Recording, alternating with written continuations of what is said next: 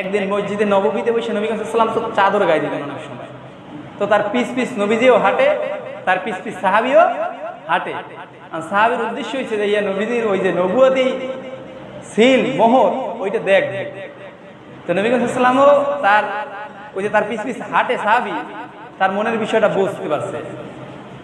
বোঝার পর তখন বলতে আছে যে সাহাবী কি, আর সাহাবী হাসে। কি করে?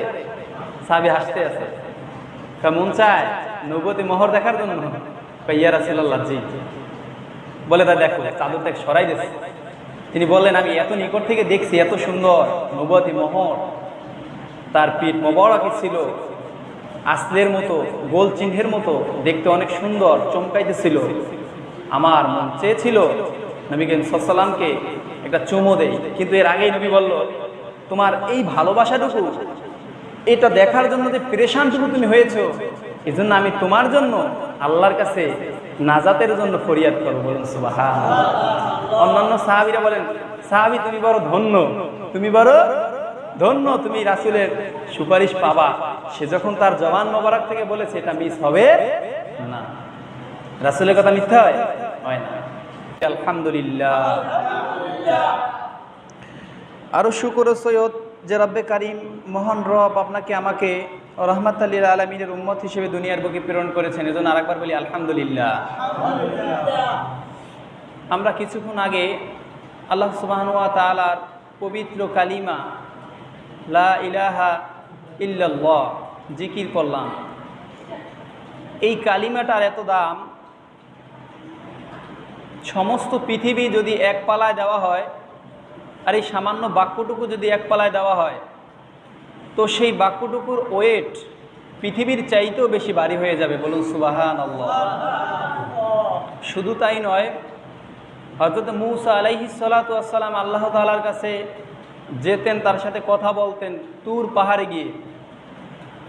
তো একবার তিনি বললেন যে হে আল্লাহ, আপনি আমাকে এমন একটা আমল, পাওয়ারফুল আমলের কথা বলেন যেই আমলটা করলে আমি দ্রুত জান্নাতে যেতে পারবো এবং বেশি সওয়াবের অধিকারী হতে পারবো। এমন একটা আমল আপনি আমাকে বলে দেন। মূসা নবী কাকে বলছে? কি বলছে? যে এমন একটা আমল আমাকে শিখিয়ে দেন যাতে আমি দুনিয়াতেও অনেক সওয়াবের অধিকারী হতে পারি এবং অতি সহজে যেন জান্নাতে যেতে পারি, এরকম একটা আমল আপনি আমাকে শিখিয়ে দেন। আল্লাহ তাআলা বলেন মূসা ক্বালু লা ইলাহা ইল্লাল্লাহ। আর হাদিসে আসছে যে ক্বালু লা ইলাহা ইল্লাল্লাহ ফাদাখালাল জান্নাহ। যে ব্যক্তি একবার ঈমানের সহিত কালিমা পড়বে সে জান্নাতে প্রবেশ করবে। বলুন সুবহানাল্লাহ। তো মূসা নবী বলে আলে আল্লাহ, আমি তোমার কাছে তো বড় একটা আমল চাইছিলাম, তুমি কইলে খালি লা ইলাহা ইল্লাল্লাহ। আরে মূসা, এই লা ইলাহা ইল্লাল্লাহর পাওয়ার এত বড় আর এর সওয়াব এত বেশি, তুমি যদি জানতে সার্বক্ষণিক সকল ইবাদত ছেড়ে শুধু লা ইলাহা ইল্লাল্লাহই পড়তে। বলুন সুবহানাল্লাহ। কারণ যখন আমরা ফ্রি থাকি, গত জুমায় তো আলোচনা করছিলাম জিকির সম্পর্কে, তখন আমরা এই জিকিরটা করতে পারি লা ইলাহা ইল্লাল্লাহ, আল্লাহ ছাড়া কোনো মাবুদ নাই, হযরত মুহাম্মদ মুস্তাফা সাল্লাল্লাহু আলাইহি ওয়াসাল্লাম আল্লাহ তাআলার প্রেরিত রাসূল বা বান্দা। তো এজন্য এই জিকিরটা আমরা করতে পারি লা ইলাহা ইল্লাল্লাহ যে কোনো সময়। এটা কিন্তু খুব পাওয়ারফুল একটা জিকির। তো আসুন, আজকে জুমার আলোচনার বিষয় হচ্ছে নবুয়াত ও রিসালাত। নবুয়াত ও রিসালাত শব্দ দুটি প্রায় এক ক্যাটাগরির, অর্থাৎ নবী করিম সাল্লাল্লাহু আলাইহি ওয়াসাল্লাম আমাদের শেষ নবী। আমাদের প্রথম নবীর নাম কি? হযরত আদম আলাইহিস সালাতু ওয়াস সালাম। সেই থেকে 1,24,000 মতান্তরে 2,24,000 বা এর কম বেশি হতে পারে পয়গম্বর দুনিয়ার বুকে আসছে, কিন্তু সর্বশেষ পয়গম্বর হিসেবে যিনি এসেছেন তিনি হচ্ছেন রহমাতাল লিল আলামিন মুহাম্মদুর রাসূলুল্লাহ সাল্লাল্লাহু। নবী করিম সাল্লাল্লাহু আলাইহি ওয়াসাল্লাম নিজে বলেন আনা খতামুন নাবিয়্যিন, আমি কিন্তু শেষ নবী। আমি কি? শেষ নবী। লা নবী আবাদি, আমার পরে আর কোনো নবী রাসূলগণ আসবেন না। তবে সাহাবীরা শুনে নাও, আমার ওফাতের পরে 30 জন লোক তারা এসে নবুয়তের দাবি করবে। কি করবে? নবুয়তের দাবি করবে এবং তারা নবী স্বীকার করবে নিজেকে। তার বাস্তব প্রমাণ গোলাম আহমদ কাদিয়ানি। তারা কিন্তু ওই যে নবী যে শেষ নবী এইটা তারা বিশ্বাস করে না, সব আমল করে, রোজা, নামাজ, হজ, যাকাত, দাড়ি, টুপি, পাঞ্জাবি, সব এভরিথিং, সব আমল তাদের ভিতরে আছে, কিন্তু 3টা অক্ষর তারা মানে না, খ তা মিম, খতম। এই জিনিসটা তারা কি মানে? এর জন্য সকল ওলামা একরামগণ তাদেরকে উপাধি দিয়েছে কাফার, কাফের। কি দিয়েছে? কাফের। কারণ নবী যেখানে নিজেই বলছেন আনা নাবিয়া, আনা খতামুন নাবিয়্যিন লা নাবিয়্যা আবাদি, আমি শেষ নবী, আমার পরে আর কোনো নবী রাসূলগণ আসবেন না। হ্যাঁ, তবে একদল আলেম ওলামাগণ থাকবে যারা দ্বীনের কাজ করবে, কোরআনের কাজ করবে, তারা ইসলাম প্রচার করবে, ইসলামের সঠিক দিকগুলো, বিষয়গুলো মানুষের কাছে তুলে ধরবে, কিন্তু কোনো নবী রাসূলগণ আর আসবেন না। কিন্তু তারা বলে যে না, নবী শেষ না, আরও নবী আসবে, এবং অনেক ভক্তবিন্দুরা গোলাম আহমদ কাদিয়ানি তাকেই নবী হিসেবে স্বীকৃতি দিয়েছে। বলুন না নাউজুবিল্লাহ। সুতরাং নবী করিম সাল্লাল্লাহু আলাইহি ওয়াসাল্লাম যেখানে নিজে এই বাক্যটি বলে দিয়েছেন, শুধু তাই নয়, অসংখ্য হাদিস দ্বারা প্রমাণ রয়েছে যে নবী করিম সাল্লাল্লাহু আলাইহি ওয়াসাল্লাম তিনি একমাত্র শেষ নবী। হযরত আবু হুরায়রা রাদিয়াল্লাহু তাআলা থেকে বর্ণিত, তিনি বলেন রাসূল পাক সাল্লাল্লাহু আলাইহি ওয়াসাল্লাম আমার অন্যান্য নবীগণের দৃষ্টান্ত হলো এরূপ যে একখানা প্রসাদ তৈরি করা হলো। কি করা হলো? একখানা প্রসাদ, মনে করেন রাজপ্রসাদ বা বড় বিল্ডিং বা বড় ঘর, অনেক সুসজ্জিত সুন্দর করে বানানো হলো। ঘরটার ভিতরে সব কাজ কমপ্লিট, কিন্তু একটি ইট দেওয়া হয় নাই। একটা ইট কি? আচ্ছা, ঘরটা কি সুন্দর দেখাইবে? ভালো দেখাইবে না। একটা ইট দেয় নাই, ফাঁকা রয়ে গেছে ওই জায়গাটা এখনো, তো ভালো দেখাইবে না। তো ইটটা দিয়ে যদি দেয় তাহলে ঘরটা কি হয়ে যাবে? পরিপূর্ণ হয়ে যাবে। তো সে উদাহরণ দিয়ে বলেন যে নবী করিম সাল্লাল্লাহু আলাইহি ওয়াসাল্লাম যখন ছিল না, তখন ওই ঘরটায় ইট না থাকার ন্যায় একটা ঘরের মতো। তো নবী করিম সাল্লাল্লাহু আলাইহি ওয়াসাল্লামকে দিয়ে নবুয়তের খিলাফত শেষ করেছেন, নবুয়তির দপ্তর বন্ধ করে দেওয়া হয়েছে। তো ওই ইটের মতোই নবী করিম সাল্লাল্লাহু আলাইহি ওয়াসাল্লামকেও নবুয়তির সমাপ্তি করেছেন। যেরকম একটি ইট লাগিয়ে দিয়ে বিল্ডিংটাকে পরিপূর্ণ সুন্দর করা হয়, নবীজিকে শেষ সমাপ্তি ঘোষণা করে, তো এখানে নবীদের যারা আসছে নবী রাসূল, তাদের সিলসিলা ওখানে সমাপ্ত করা হয়েছে। বলুন সুবহানাল্লাহ। সুতরাং এ নিয়ে যারা আমরা আহলে সুন্নাত ওয়াল জামাত এর আকীদা পোষণ করি, তারা কখনো এই বিষয় যদি আমাদের মনের ভিতর আমরা আনি যে না, নবী শেষ নবী না, তাহলে আমাদের ঈমান থাকবে না। তিনি তো নবুয়তের একজন মহর প্রাপ্তি। নবী করিম সাল্লাল্লাহু আলাইহি সাল্লাম, যিনি যার পৃষ্ঠদেশে ছিল নবুয়তের মোহর। কি ছিল? নবুয়তের মোহর। নবুয়তের মোহর মানে কি জানেন আপনারা? এই যে আমাদের 2 ডানা আছে না, ডানার মাঝ বরাবর পিছনে। এক সাহাবী বলছে যে আমি একদিন নবী করিম সাল্লাল্লাহু আলাইহি ওয়াসাল্লাম উযু করে, তখন তার চাদরটা সরে গিয়েছে পিঠ মোবারক থেকে, তখন আমি ওই নবুয়তি মোহরটা দেখতে পাইছি। বলুন সুবহানাল্লাহ। অন্যান্য সাহাবীরা বলছে এটা কেমন, সাইজটা একটু বলো তো। বলছে ছোট একটা ডিমের মতো। কিসের মতো? ডিমের মতো। আর এক সাহাবী একদিন মসজিদে নববীতে বসে নবী করিম সাল্লাল্লাহু আলাইহি ওয়াসাল্লাম তো চাদর গায়ে দিতেন অনেক সময়, তো তার পিস পিস নবীজিও হাঁটে, তার পিস পিস সাহাবিও হাঁটে। আর সাহাবির উদ্দেশ্য হয়েছে যে ইয়া নবীজির ওই যে নবুয়তি সিল, মোহর, ওইটা দেখবে। তো নবী করিম সাল্লাল্লাহু আলাইহি ওয়াসাল্লামও তার ওই যে তার পিস পিস হাঁটে সাহাবি, তার মনের বিষয়টা বুঝতে পারছে। বোঝার পর তখন বলতে আছে যে সাহাবি কি? আর সাহাবি হাসে। কি করে? সাহাবি হাসতে আছে, মন চায় নবুয়তি মোহর দেখার জন্য। ইয়া রাসূলুল্লাহ, জি। বলে তা দেখো, চাদরটা সরাই দিয়েছে। তিনি বললেন আমি এত নিকট থেকে দেখছি, এত সুন্দর নবুয়তি মোহর। তার পিঠ মোবারকে ছিল আসলের মতো, গোল চিহ্নের মতো, দেখতে অনেক সুন্দর, চমকাইতেছিল। আমার মন চেয়েছিল নবী করিম সাল্লাল্লাহু আলাইহি ওয়াসাল্লামকে একটা চুমো দেই, কিন্তু এর আগেই নবী বলল তোমার এই ভালোবাসাটুকু, এটা দেখার জন্য যে পেরেশানটুকু তুমি হয়েছো, এজন্য আমি তোমার জন্য আল্লাহর কাছে নাজাতের জন্য ফরিয়াদ করবো। বলুন সুবহানাল্লাহ। অন্যান্য সাহাবীরা বলেন সাহাবী তুমি বড় ধন্য, তুমি বড় ধন্য, তুমি রাসূলের সুপারিশ পাবা। সে যখন তার জবান মোবারক থেকে বলেছে, এটা মিস হবে না। রাসূলের কথা মিথ্যা হয় না। তো এই ঘটনা ঘটার পর আবু ওয়াক্কেস রাদিয়াল্লাহু আনহু তাআলা, এক সাহাবী, তিনি বিষয়টা মাথায় রাখছে। কোথায় রাখছে? বিষয়টা তার মাথায় রাখছে। যে সে তো সুপারিশ পাবে, আর এত সুন্দর একটি জিনিস সে দেখলো কিন্তু আমি এখনও দেখতে পারি, আর সেই বিষয়টা দেখার জন্য তার মনের ভিতর অনেক ব্যাকুলতা ছিল। যাই হোক, নবী করিম সাল্লাল্লাহু আলাইহি ওয়াসাল্লাম আমাদের শেষ নবী, উনি আসছে সবার আগে, সমাপ্তি হয়েছে সবার শেষে। আল্লাহ তাআলা বলেন যে আমি সমস্ত সৃষ্টিকুলের জন্য নবী করিম সাল্লাল্লাহু আলাইহি ওয়াসাল্লামকে নবী হিসেবে প্রেরণ করছি, শুধু মানুষের জন্য না, সকল নবীদেরও নবী। সকল নবীদেরও কি? সকল নবীদেরও নবী। গাছপালা তরুলতা 18,000 মাখলুকাত মতান্তরে কম বেশি হবে, সকলার জন্য রহমাতুল্লিল আলামিন সাইয়্যিদুনা মুহাম্মদ রাসূলুল্লাহ সাল্লাল্লাহু আলাইহি ওয়াসাল্লামকে আমি নবী হিসেবে দুনিয়ার বুকে প্রেরণ করেছি। বলুন সুবহানাল্লাহ। একবার জিবরাইল আলাইহিস সালাতু ওয়াস সালাম বলেন, জিবরাইলকে বলে নবীজি যে জিবরাইল তুমি বড় না আমি বড়? জিবরাইলকে কি বলে? যে তুমি বড় নাকি আমি বড়? সামনে আগাই বসেন। তখন জিবরাইল কয় আমি তো অনেক বড়, অনেক হাজার বয়স আমার। কয় নবী আমি তো সম্ভবত আমি বড় হব। কি হব? সম্মানের দিক থেকে আপনি অনেক বড়, সেটা তো বলার বাহিরে, কিন্তু বয়সে মনে হয় আমি একটু বড় হব। কেটা কইছে কথাটা? জিবরাইল কয় আমি আসছি সবার জেয়ারে, বয়স মাত্র 63 বছর। কত বছর? 63 বছর। জিন্দিগি খুব ছোট, কিন্তু নবীদের সিলসিলা অনুযায়ী যখন আমি নবী, তখন আদম নবীকে এখন পর্যন্ত মাটি দ্বারা মিশে, এখনও তাকে মাটি দ্বারা তৈরি করা হয় নাই। বলুন না সুবহানাল্লাহ। এখন বলে যে তবে আমি যে সৃষ্টি হয়েছি, এই সৃষ্টির লগ্ন থেকে আমি একটা জিনিস খেয়াল করছি। কি খেয়াল করছো? জিবরাইল বলে যে আমি দেখছি পশ্চিম আকাশে একটি তারকা, ওই তারকাটা 70,000 বছর পর পর একবার উদিত হয়।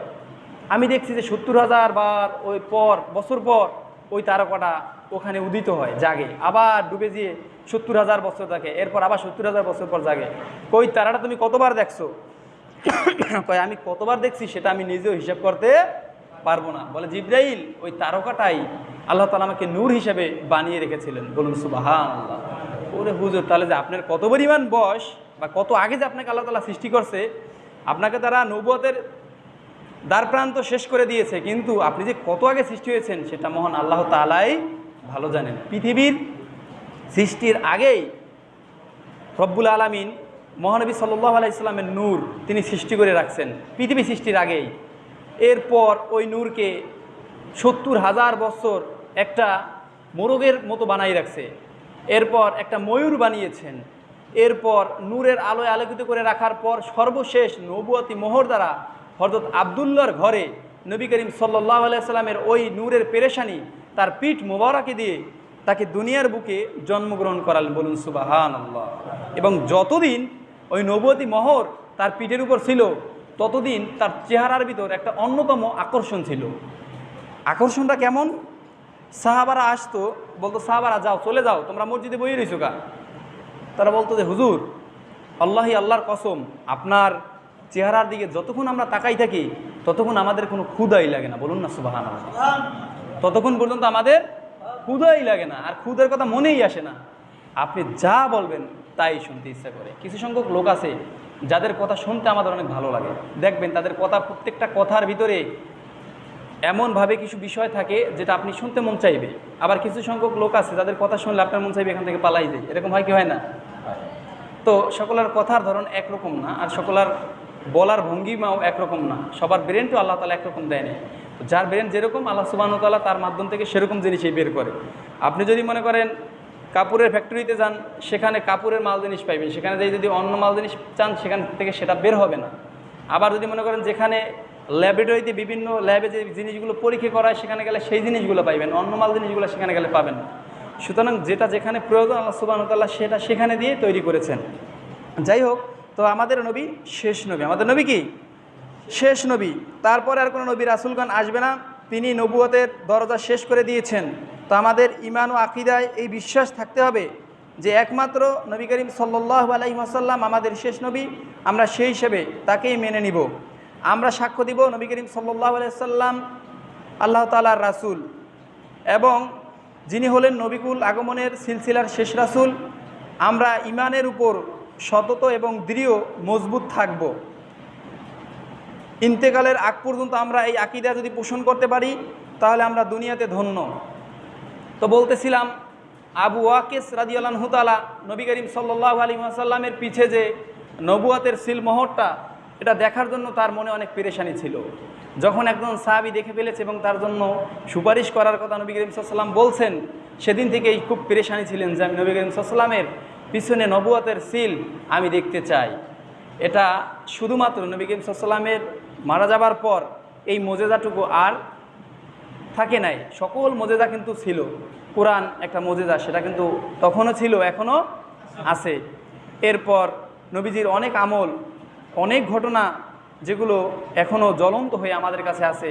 চন্দ্র দ্বিখণ্ডিত করেছিলেন নবী করিম সাল্লাল্লাহু আলাইহি ওয়াসাল্লাম, সেই কথা কিন্তু নীল আর্মস্ট্রং তিনি যখন চাঁদে গিয়েছেন, চাঁদে যাওয়ার পর তিনি দেখলেন চাঁদে দাঁড়ানোর পর যে আসলেই চাঁদটা ফাটা।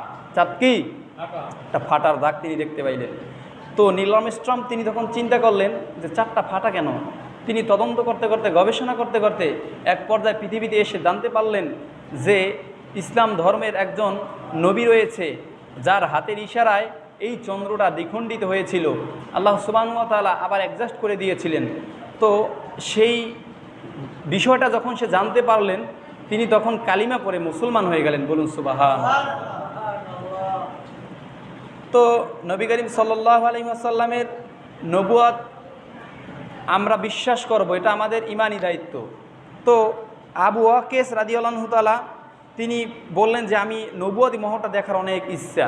এখন সর্বশেষ এক জুমায় নবী করিম সাল্লাল্লাহু আলাইহি ওয়াসাল্লাম বললেন যে অনেক জায়গায় আমি যুদ্ধে তোমাদের সাথে অংশগ্রহণ করেছি আমার প্রিয় সাহাবারা, শুনে নাও।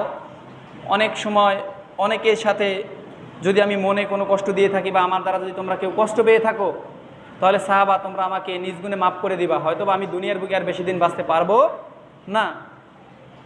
তো সবাই বললেন যে নবী করিম সাল্লাল্লাহু আলাইহি ওয়াসাল্লাম তিনি মাপ চায়, তিনি মাপ চাইবে কেন? এখানে তিনি মাপ চাওয়ার কোনো ওয়ে আছে? সে তো সবসময় নিষ্পাপ, সে তো বেয়াদবি করে নাই বা অন্যায় করে নাই, কারোর সাথে জুলুম করে নাই, কিছুই করে নাই, কেন তিনি মাপ চাইবেন? তো ওয়াকিস রাদিয়াল্লাহু তাআলা তিনি দাঁড়াই গেলেন, বলেন যে হুজুর সবাই মাপ করলেও আমি আপনাকে মাপ করব না। হযরত আবু বকর রাদিয়াল্লাহু তাআলা রাগে, হযরত আলী, উসমান এরা তো মানে রাগে বাগে একদম শেষ হয়ে যাইতেছে। রাসূল মাপ চাইলেন, মাপ চাওয়াটাও তো তার উচিত ছিল না, তারপরও চাইছে, তো মাপ করে দেওয়া হলো। তারপরও ওয়াকিস রাদিয়াল্লাহু তাআলা তুমি বললা যে মাপ করা হবে না, কি এমন অন্যায় তোমার সাথে করেছে তুমি সেইটা বলো। তখন নবী করিম সাল্লাল্লাহু আলাইহি ওয়াসাল্লাম বলছেন যে সাহাবারা তোমরা কেউ গরম হবে না, চুপ থাকো, সে নিজেই বলুক কি সমস্যা হয়েছে।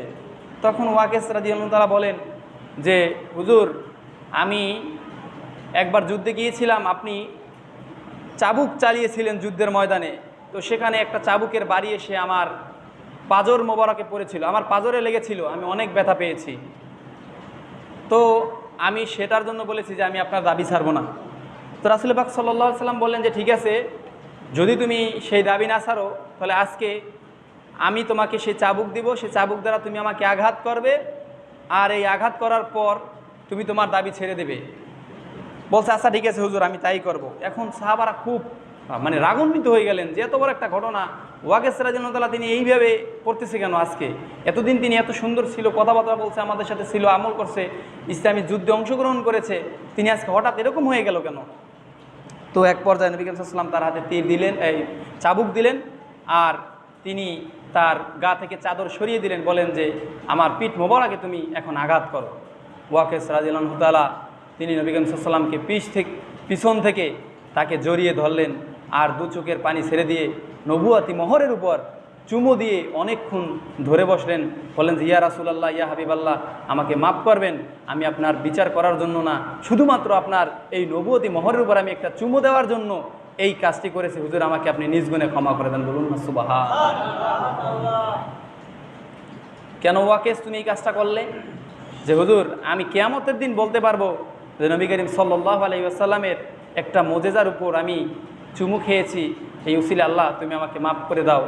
এজন্য আমি আমার খুব ওই দিন যেই দিন সাহাবীকে আপনি বলেছিলেন তুমি যখন আমার নবুয়তের মোহর দেখেছো তোমার জন্য আমি সুপারিশ করব, হুজুর সেদিন থেকে আমি পেরেশান ছিলাম, আপনার এখানে আমি একটা চুমু দেব, তো আজকে আমি আমার মনোবাসনা পূর্ণ করলাম, আপনি আমাকে নিজ গুণে ক্ষমা করবেন। বলুন সুবহানাল্লাহ। এই হচ্ছে আমাদের নবী। তো তিনি শেষ নবী, লা নাবী আবাদি, আর কোনো নবী রাসূলগণ আমাদের মাঝে উপস্থিত হবেন না। তো তাদের দায়িত্ব যারা পালন করে আমরা তাদের কথা শুনবো, সেই অনুযায়ী আমাদের জীবনকে গঠন করব। ইসলামী পথে থেকে আমরা আমাদের বাস্তব জীবন, সামাজিক জীবন, পারিবারিক জীবন, রাষ্ট্রীয় জীবন আমরা ইসলামের আলোয় আলোকিত করার চেষ্টা করবো। আল্লাহ সেই তৌফিক আমাদেরকে দান করুক, বলেন আমিন। আমাদের আমলের জিন্দেগি সুন্দরভাবে গড়ে দুনিয়া থেকে যাতে আমরা বিদায় নিতে পারি, আল্লাহ সেই তৌফিক দান করুক, বলেন আমিন। আমা তৌফিক ইল্লা বিল্লাহ। আসসালামু আলাইকুম ওয়া রাহমাতুল্লাহি ওয়া বারাকাতুহু।